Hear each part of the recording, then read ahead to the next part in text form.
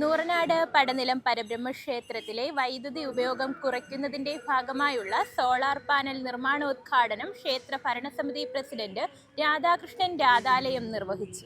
ചടങ്ങിൽ secretary K Ramesh, vice president D Santhosh Kumar, joint secretary C Venugopalakurup, ഖജാൻജി S Sreejith, works convener M Asokan തുടങ്ങിയവർ പങ്കെടുത്തു. ഏവർക്കും നമസ്കാരം. നൂറനാട് പടനിലം ക്ഷേത്രത്തിലെ വൈദ്യുതിയുടെ ഉപയോഗം വളരെ കൂടുതലായതുകൊണ്ടും അതോടൊപ്പം തന്നെ മാസം തോറും വരുന്ന കറണ്ടിൻ്റെ ചാർജ് ബില്ല് 16,000-17,000 രൂപയും ഉത്സവാദി കാലങ്ങളിൽ 20-22 മുകളിലുമായി വൈദ്യുതിയുടെ ബില്ല് വരുന്നതിൻ്റെ അടിസ്ഥാനത്തിലും സോളാർ പാനൽ വെക്കുവാനുള്ള ഒരു തീരുമാനം പടനിലം പരബ്രഹ്മ ക്ഷേത്ര ഭരണസമിതിയുടെ എക്സിക്യൂട്ടീവ് തീരുമാനപ്രകാരം അത് ഇന്ന് ഇവിടെ തുടക്കം കുറിച്ചിരിക്കുകയാണ്.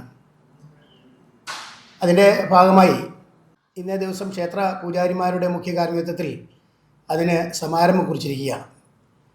സാമ്പത്തികമായി സ്വല്പം ബാധ്യതയിൽ നിൽക്കുന്ന ആണെങ്കിൽ പോലും നമ്മുടെ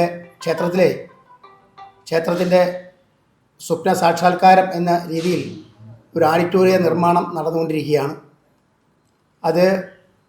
അതിൻ്റെ സാമ്പത്തികമായി നിൽക്കുന്ന ഒരു സമയമായെങ്കിൽ പോലും ഇത്രയും വലിയ തുക കടന്നു വരുന്ന ഈ ഒരു സാഹചര്യത്തിൽ